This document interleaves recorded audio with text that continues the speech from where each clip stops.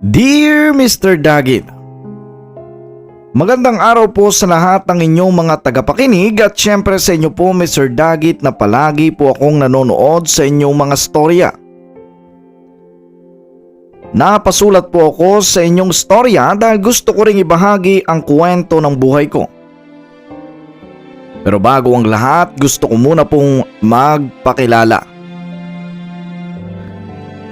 Mr. Dagit, ako nga po pala si Tatay Kaloy. Pero sa lugar namin, mas kilala nila ako bilang Tatay Kulot. Taong grasa o minsan naman, tinatawagan nila akong baliw. Minsan, mas gusto ko na lamang din maging isang tunay na baliw. Dahil ayaw ko nang marinig at ayaw ko nang maramdaman ng mga sakit na ibinabato sa akin ng mga tao. Masakit marinig ang mga tawag na yon, Mr. Dagit. Pero habang tumatagal, para bang nasanay na rin ako. Mr. Dagit, naniniwala kasi ako na kapag araw-araw kasing hinuhusgahan ng isang tao, darating sa punto ng buhay niya na mapapagod ka na lang lumaban. Mr. Dagit, 70 taong gulang na po ako ngayon. Mahina na ang katawan ko at madalas sumasakit ang likod ko. Minsan hirap na rin akong tumayo, Mr. Dagit. At ang buhok kong ito rin ang dahilan kung bakit maraming tao ang natatakot sa akin. Mahaba po kasi ang buhok ko, Mr. Dagit, at sobrang gulo. Punong-puno ng mga buhol-buhol sa aking buhok. Minsan, may mga batang umiiyak kapag napapadaan ako. Natatakot sila at akala nila ay isa akong nilalang na hindi likha ng tao. Minsan naman ay pinagtatawanan ako ng mga tambay. Hoy, ilang taon ka nang hindi naliligo? Baka may ibon na dyan sa buhok mo. Tingnan mo, mukhang taong gubat. Tumatawa sila habang itinuturo ako. At ako naman, Mr. Dagit, tahimik lang po ako. Hindi dahil wala akong maramdaman kundi dahil pagod na akong magpaliwanag. Pero ngayon sinusulat ko ang liham na ito, gusto kong malaman nyo ang totoo. Hindi ako naging ganito dahil gusto ko, Mr. Dagit. May dahilan ang lahat. At nagsimula ang lahat noong buhay pa ang asawa ko. Ang asawa ko po ay nagngangalang Sophia. Siya ang pinakamabait na taong nakilala ko sa buong buhay ko. Simple lang kaming namuhay noon, Mr. Dagit. May maliit kaming kubo sa probinsya at nagtatanim ako ng gulay. Si Linda naman ay nagtitinda sa palengke. Wala po kaming maraming pera, Mr. Dagit, pero masaya naman po kami. Tuwing umaga ay gigising ako sa amoy ng niluluto niyang tuyo at sinangag. Kaloy, bumangon ka na. Mainit pa ang kape. Yon ang laging sinasabi niya, Mr. Dagit. At sa simpleng paraan na yon, pakaramdam ko noon, napakayaman ko na. Nagkaroon po kami ng isang anak, Mr. Dagit, at ang pangalan niya ay Nico. Masayahing bata si Nico, Mr. Dagit. Mahilig siyang tumakbo sa palayan habang nakapaa. Madalas siyang madapa pero tatawa lang siya. Tatay, paglaki ko po, maabot ko po ang pangarap ko na may ahon kayo sa hirap. Sabi niya. Hindi ko maintindihan noon kung bakit gusto niyang maabot ang mga pangarap niya. Siguro'y dahil, Mr. Dagit, nararamdaman na din niya ang pagod at hirap ng buhay namin. Pero Mr. Dagit, proud na proud po ako sa aking anak. Lumipas sa maraming taon ay lumaki na rin si Nico. At isang araw ay tinupad niya ang pangarap niya.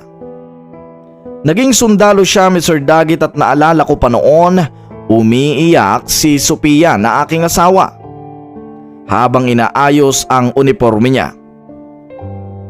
Anak, mag-iingat ka ha. Oo, Nay. Babalik po ako. Ngumiti si Nico pero hindi pala lahat ng pangako ay natutupad. Isang gabi, Mr. Daggett, ay umulan ng malakas. Nasa kubo kami noon ni Linda.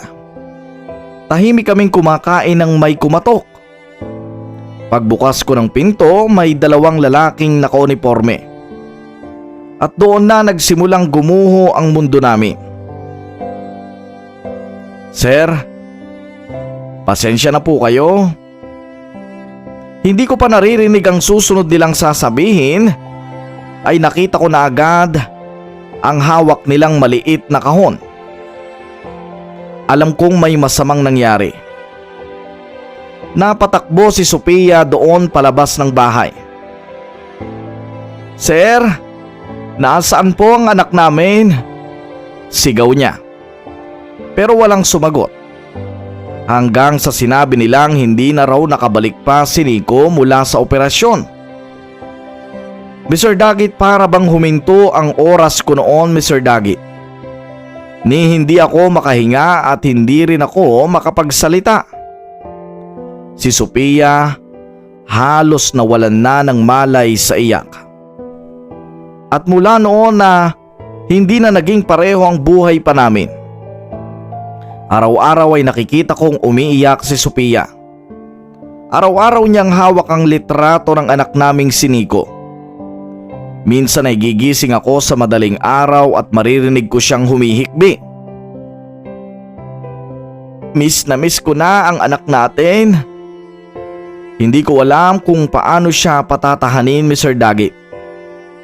Dahil ako mismo humihikbi sa puso ko. Wasak din ako ng mga araw na yon. Hanggang sa isang araw, Mr. Daggett, habang nakaupo kami sa labas ng bahay, sinabi niya sa akin ang isang bagay na hindi ko makakalimutan. Kaloy? Oh, mahal, bakit? Kapag nauna akong mawala sa'yo, pwede bang huwag ka magpagupit? Napakunot noon ang aking noo. Bakit naman? Ngumiti siya habang umiiyak. Sabi kasi ni Nico noon, gusto niya daw makita tayong tumanda ng magkasama. Tahimik ako. Kapag humaba ang buhok mo, parang makikita kong tumatanda ka para sa amin. At ang paghaba ng buhok mo, ang senyales na tumatanda ka. Ng buhay, ang puso. Hindi ko lubos maintindihan noon, Mr. Daggett, pero tumango ako. At isa pa, sabi niya habang hawak ang kamay ko. Kapag nakita kitang mahaba ang buhok, maaalala kong hindi mo kami kinalimutan. Mr. Daggett, akala ko po simpleng usapan lang yon. Hindi ko alam, yun na pala magiging huling habilin niya. Pagkalipas ng 2 taon, nagkasakit po si Sophia. Mahina na noon ang katawan niya at wala kaming sapat na pera pampagamot. Ginawa ko ang lahat, Mr. Daggett. Nagtrabaho ako sa bukid ng ibang tao, nagkargador ako sa palengke kahit matanda na ako noon. Lumaban ako para mabuhay siya. Pero doon ko na-realize na may mga laban talagang hindi kayang ipanalo ng pagmamahal lang. Isang madaling araw, Mr. Daggett, mahina niyang hinawakan ang kamay ko. Kaloy, bakit mahal? Kapag wala na ako, huwag mong kalimutan si Nico. Hindi ako sumagot kasi ayokong isipin na mawawala na siya. Kaloy, ipangako mo sa akin, ha? Tumango ako habang umiiyak. Hindi ko kayo makakalimutan. Mahal na mahal ko kayong dalawang. Natitira na lang sa buhay ko. At yun na ang huling salitang narinig niya mula sa akin. Pagkatapos mawala ni Linda, Mr. Dagit, para akong nawala ng direksyon. Tahimik ang bahay at wala nang tumatawag sa pangalan ko tuwing umaga. Wala na nagtitimpla ng kape. Wala na naghihintay sa akin, Mr. Dagit, at ako na lang mag-isa. At doon nagsimulang humaba ang buhok ko, Mr. Dagit. 1 buwan, 2 buwan hanggang sa naging 1 taon. Hanggang sa tuluyang ko nang pinabayaan ang sarili ko. Hindi dahil baliw ako kundi dahil pakiramdam ko wala nang saysay mabuhay ng maayos. Sa tuwing titingin ako sa salamin, naaalala ko si Sophia. Naaalala ko si Nico. At sa bawat tibla ng buhok ko parang naaalala nilang dalawa ang pagtanda ko. Pero hindi iyon naiintindihan ng mga tao, Mr. Dagit. Sa paningin nila, isa lang akong maruming matanda. Minsan habang naglalakad ako sa palengke, may batang bumato sa akin ng balat ng saging. "Nandidiri ako sa'yo," sabi niya. Tumawa mga kasama niya at napakasakit noon para sa akin. Pero mas masakit ang katotohanang wala man lang sumuway sa kanila. Parang normal na lang manghamak ng taong mahirap. Isang araw, sobrang init noon, Mr. Dagit. Naupo ako sa gilid ng kalsada habang nagpapahinga. May mga kabataang dumaan at nakita nila ako, Mr. Dagit, at gaya ng dati, pinagtawanan nila ako. "Hoy, ilang taon ka nang hindi nagpapagupit? Para ka nang sobrang dumi ah. Baka may daga na sa buhok mo." Nagtawanan silang lahat pero ako tahimik lang. Pero maya-maya may isa sa kanila ang lumapit at biglang hinila ang buhok ko. "Ano kayang itsura nito kapag ginupitan?" sabi ng isa at nagtawanan silang lahat. At doon hindi ko na napigilang maiyak, Mr. Dagit. Hindi dahil sa sakit ng pagbunot niya sa aking buhok kundi dahil pakiramdam ko wala nang natitirang respeto para sa akin bilang tao. Pero habang umiiyak ako, may isang babae ang sumigaw. "Tumigil kayo!" Lumingon kaming lahat. May dalagang papalapit. Simple lang ang suot niya at may hawak siyang cellphone. Galit na galit ang mukha niya. "Hindi ba kayo nahihiya?" Tahimik lang ang mga lalaki. "Matanda na yung tao oh," sabi niya. Isa sa mga lalaki ang sumagot. "Pulubi lang naman yan at saka mabaho din. At anong karapatan nyo para pagtawanan siya?" Sagot naman ng babae. Biglang natahimik ang lahat, Mr. Dagit. Lumapit siya sa akin. Lolo, okay lang po ba kayo?" Sa totoo lang ay matagal nang walang tumawag sa akin ng maayos. Kaya halos maiyak ulit ako nang merong tumawag sa akin ng may pagrespeto. Oo iha, ayos lang naman ako." Ngumiti siya sa akin at nagpakilala. "Lolo, ako nga po pala si May." At hindi ko alam noon na si May pala ang babago sa natitira kong buhay. Kinabukasan ay bumalik siya. May dala siyang pagkain. "Lolo, alam ko pong hindi pa kayo kumakain. Kumain na po kayo." Nahihiya akong tanggapin pero pinilit niya ako. Habang kumakain ako ay tinanong niya ako. "Pwede ko po bang malaman, Lolo? Bakit hindi kayo nagpapagupit?" Tahimik ako at matagal. Hindi ko alam kung pagkakatiwalaan ko ba siya o sasabihin ko ang totoo. Pero kakaiba para sa akin si May. Hindi siya mapanghusga kaya unti-unting ikinuwento ko ang lahat. Si Sophia, si Nico at ang pangako ko sa kanila. At habang nagsasalita ako ay umiyak naman si May. Hindi siya tumatawa at hindi rin siya nandidiri. Nakikinig lang siya. At matapos ko magkwento ay sinabi niya ang bagay na hindi ko makakalimutan. "Ang haba po pala ng pinagdaanan niyo." Doon, Mr. Dagit, ay kinausap niya ako. Sabi niya sa akin, "Lolo, Wala na po ba talagang makakapilit sa inyo para magpagupit kayo? Pansin ko po kasi lolo, habang pahaba ng pahaba ang buhok nyo ay napapabayaan nyo na rin ang sarili ninyo. Ngunit sinabi ko sa kanyang muli na ito ay pangako ko sa asawa ko na hindi ako magpapagupit kapag nawala siya. Dahil ito ang simbolo na tumatanda ako na kasama ko pa rin sila at hindi ko makakalimutan ang mga bilin nila.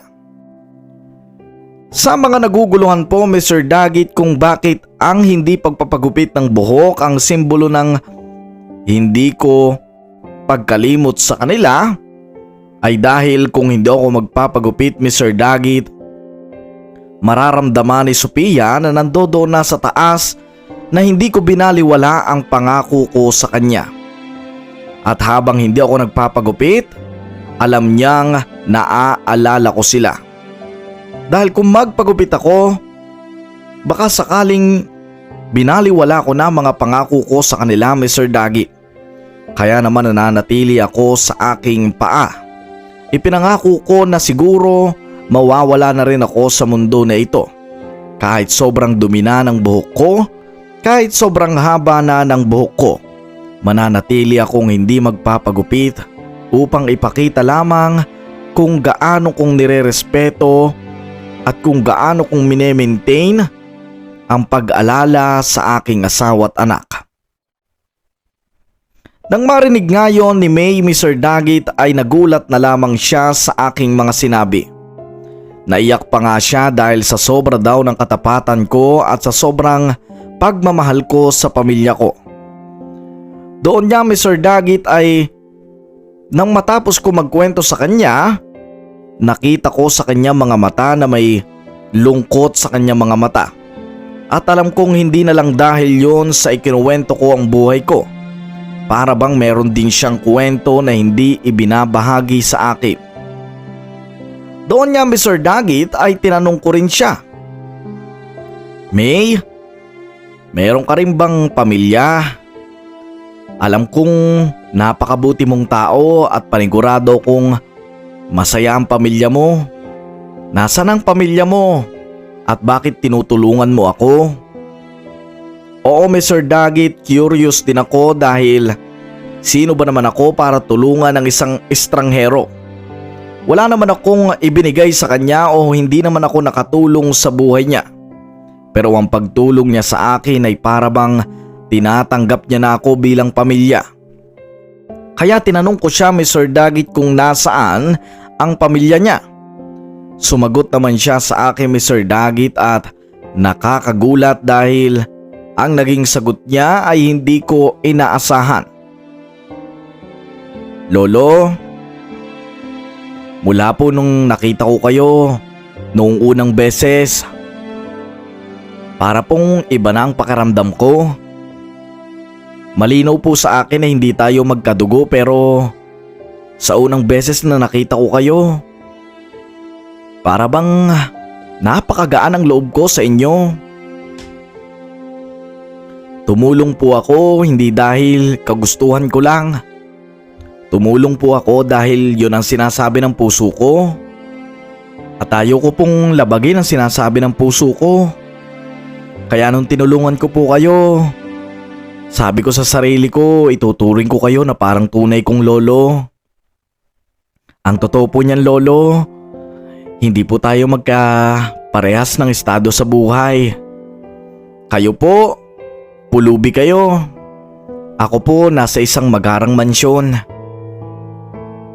Doon Mr. Dagit ay napangangan na lang ako sa kanyang sinabi. Naniniwala ako sa kanya. At nabigla pa ako nang sabihin niya Mr. Dagit na siya ay nakatira sa isang mansyon. Doon pa lamang alam ko nang hindi siya pangkaraniwang tao. Isa siyang makapangyarihan at puno ng otoridad. Isang tao na may kaya sa buhay. At isang tao na kahit sobrang yaman, kayang tumulong sa pinakamaliit na taong nasa sa paanan niya. Kaya naman tinanong ko siya, pero kung mayaman ka, bakit mo ko tinulungan? Isang ganap na pulubi lamang ako. Dapat sa'yo nag-aasikaso ng mga business nyo at saka nagpapayaman pa. Sumagot naman siya, Mr. Dagit. Hinawakan niya ang balikat ko. Dahil lolo, hindi ko po tinitingnan ang sarili ko sa ganong paraan. Para sa akin, magkapantay lang tayo. At sa salita niyang yun, Mr. Dagit, ay napaluha ako. Hindi ko na ma-imagine at hindi ko na maalala lahat ng sakit na nangyari sa akin. Para bang lahat ng iyon ay naghilom. Dahil meron pa palang mga tao na tinitingnan ako hindi bilang pulubi, kundi tinitingnan ako sa paraan ng puso ko kung paanong magmahal ang kapwa. Paano mo nasabi yan, Apo? Paano mo nasabing magkapantay tayo? Mahirap lang ako at mayaman ka. Mayaman niya po ako, Lolo. Pero kayo po, mas mayaman kayo kaysa sa akin. Paano mo nasabi, Apo? Dahil kayo po, may sarili kayong kayamanan sa puso. At yun ang nakita ko, Lolo, kaya gusto ko kayong tulungan. Mayaman kayo sa pagmamahal ng pamilya ninyo, Lolo. Doon ay nagtanong ako sa kanya. Paano mo nasabing mayaman ako sa pamilya ko? Dahil kayo, Lolo, minahal kayo ng pamilya ninyo ng buong puso bago sila mawala. Ako po kasi, nung mawala mga magulang ko, tinakwil nila ako bilang anak. Dahil lang hindi ko po nasunod ang gusto nilang kurso. Sabi nila sa akin lumayas na ako dahil hindi ako makakatulong sa negosyo nila. Mula nun, Lolo, ipinagpatuloy ko yung kurso na gusto ko. Naging HR manager po ako sa ibang bansa noon, Lolo. Sa isang malaking kumpanya. Kumita ako ng pera tapos yung pera, Lolo, ginamit ko para makapagtayo ng mga assets dito sa Pilipinas. Nag-invest ako sa mga online pati na rin sa mga natural process ng mundo. Nag-invest din po ako sa malalaking kumpanya. Pero lahat ng yun, Lolo, mag-isa kong ginawa. Kayo po, nagtrabaho kayo, nagpakahirap kayo, kahit sobrang hirap ng buhay nyo. At least, Lolo, kasama nyo po yung pamilya nyo. Mahal kayo ng pamilya nyo. Ako po kasi,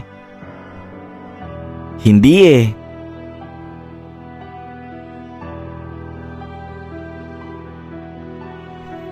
Napatitig ako na matagal sa kanya. At hindi ko namamalayan, Mr. Dagit, na parang nanlalabo siya sa paningin ko dahil sa luhang pumapatak sa mata ko. Doon ko na-realize, Mr. Dagit, hindi pala pera ang kayamanan sa mundo, kundi yung pagkakataon na merong kang pamilyang nagmamahal sa'yo. Kaya doon, Mr. Dagit, mas nagulat pa ako sa sinabi niya. Lolo, meron po bang tao na kayang sabihin sa inyo na magpagupit kayo? Meron po bang tao na makakapagsabi sa inyong magpagupit kayo at makakapilit sa inyo? Mabilis naman akong umiling sa kanya. Wala. Walang makakapigil sa akin. Ang asawa at anak ko lang ang pwede mag-utos sa akin na magpagupit ako. Dahil pangako ko sa kanila, hindi ako magpapagupit bilang pangako ko. Pero Mr. Dagit, ang akala kong yon na magiging matigas ako ay para bang pinalambot ako ng isang salita ni May. Pero Lolo, aanin mo mga pangako mo sa pamilya mo. Kung ikaw na may nagsasaper dito sa mundo. Tingnan niyo po yung itsura niyo, Lolo. Sa tingin niyo po ba gugustuhin ng pamilya ninyo na mahal kayo na makita kayo sa ganang paraan? Binubuli dahil sa sobrang haba ng buhok? Sa tingin niyo po ba kung nabubuhay yung anak at asawa ninyo? At nakita kayong ganan nandito sa lansangan, napakahaba ng buhok, napakadumi ng katawan, iuutos pa rin ba sa inyo na huwag kayong magpagupit? Parang Lolo, medyo sumobra na po kayo sa pangako ninyo. Alam ko kung nakikita man ng pamilya ninyo ang kalagayan ninyo, gusto na nila kayong ialis sa buhay na yan. Pero kayo lang yung makulit eh. Pangako lang ba talaga, Lolo? O baka hindi pa kayo nakakamove on sa pagkawala nila? Sa tanong niyang yon, Mr. Dagit, para bang may sumibat sa puso ko. Doon na ako napahagulgol ng iyak at sabay yakap kay May. Huwag po kayo mag-alala, Lolo. Tutulungan ko po kayong makabangon muli. Tutulungan ko po kayo makamove on sa pagkawala ng pamilya ninyo. Magpapagupit po kayo, magiging maayos kayo. At para sa akin, yun ang pangakong magiging gustong-gusto ng pamilya nyo. Ang makita kayong buhay, ang makita kayong masaya, kahit wala na sila. Hindi po paraan ang hindi pagpapagupit para mapatunayang hindi mo nakalimutan ang isang tao. Ang tunay na paraan para iparamdam na naaalala mo pa rin po ang isang tao ay yung ipakita sa kanila na mahal nyo sila sa puso nyo kahit wala na sila. Dasal po ang kailangan, hindi ang hindi pagpapagupit. Dahil sa pamamagitan ng dasal, maibibigay nyo po doon sa kanila yung mga mensahe ninyo. At naniniwala po ako, Tatay Kaloy, maririnig nila kayo. Pagkatapos ng araw na yun, Mr. Dagit, nag-iba ang takbo ng buhay ko. Salamat kay May dahil nagkameron ng ginhawa ang buhay ko, Mr. Dagit. Tinulungan niya nga ako, Mr. Dagit. Binigyan niya ako ng isang bahay na merong isang maliit na sari-sari store upang makapagsimula muli. At ang pinakamahalaga sa lahat, Mr. Dagit, sinamahan niya akong magpagupit sa isang barbershop. Nagulat pa nga mga tao doon ang pagpasok ko. Pagpasok ko doon, Mr. Dagit, ay nakapaligo na rin naman ako at maayos at malinis na rin naman ako. Pero pansin mo ang haba ng buhok ko na halos umabot na hanggang paa. Kaya pati ang berbero ay talagang nagulat sa kwento ko. Magmula noon, Mr. Dagit, itinuring ko na parang anak si May. At itinuring naman niya ako na bilang lolo. At doon ko muling naramdaman na parang buhay pa ang pamilya ko. Tama nga siya, Mr. Dagit. Siguro'y kaya hindi lang ako nagpagupit ay hindi dahil sa pangako ko. Kung hindi dahil hindi pa rin ako nakakamove on. Kung hindi dahil kinakain pa rin ako ng kalungkutan. Kaya magmula noon, Mr. Dagit, pinilit kong maging masaya. At pinilit kong piliin ang buhay na mag-isa. Maraming salamat po at lubos na gumagalang, Tatay Kaloy. Hanggang dito na lamang po ang aking kwento.